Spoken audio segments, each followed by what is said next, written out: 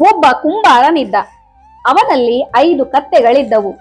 ಪ್ರತಿದಿನ ಈ ಕತ್ತೆಗಳನ್ನು ಕರೆದುಕೊಂಡು ಹೋಗಿ ತಾನು ಮಡಿಕೆ ಮಾಡುವ ಮಣ್ಣನ್ನು ಅವುಗಳಲ್ಲಿ ಹೊರಿಸುತ್ತಿದ್ದ.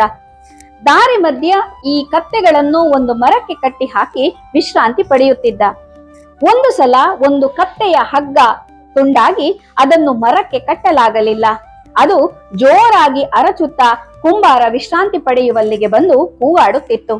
ಇವನಿಗೆ ಏನು ಮಾಡಬೇಕೆಂದೇ ತೋಚಲಿಲ್ಲ. ಆಗ ದಾರಿ ಹೋಕನೊಬ್ಬ ಹೇಳಿದ, ನೀನು ಆ ಕತ್ತೆಯನ್ನು ಮರಕ್ಕೆ ಕಟ್ಟಿದಂತೆ ಅಭಿನಯಿಸು, ಆಗ ಅದು ಸುಮ್ಮನಾಗುತ್ತದೆ ಎಂದು. ಕುಂಬಾರ ಹಾಗೆಯೇ ಮಾಡಿದ.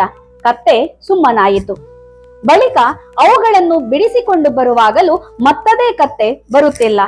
ಆಗ ಆ ಕುಂಬಾರ ಆ ಕತ್ತೆಯನ್ನು ಬಿಡಿಸಿದಂತೆ ಅಭಿನಯಿಸಿದ. ಆಗ ಅದು ಸುಮ್ಮನೆ ಇವನ ಜೊತೆಗೆ ಬಂತು. ಸ್ನೇಹಿತರೆ, ನಾವು ಯಾವುದನ್ನು ಅಭ್ಯಾಸ ಮಾಡಿರುತ್ತೇವೆಯೋ ಅದು ನಮ್ಮ ಗುಣವಾಗಿ ಬಿಡುತ್ತದೆ. ಒಳ್ಳೆಯ ಅಭ್ಯಾಸವಾದರೆ ಒಳ್ಳೆಯ ಗುಣ, ಕೆಟ್ಟ ಅಭ್ಯಾಸವಾದರೆ ಕೆಟ್ಟ ಗುಣ. ಹಾಗಾಗಿ ಆದಷ್ಟು ಒಳ್ಳೆಯ ಅಭ್ಯಾಸಗಳನ್ನು ರೂಢಿಸಿಕೊಂಡರೆ ಬದುಕೇ ಬಂಗಾರ.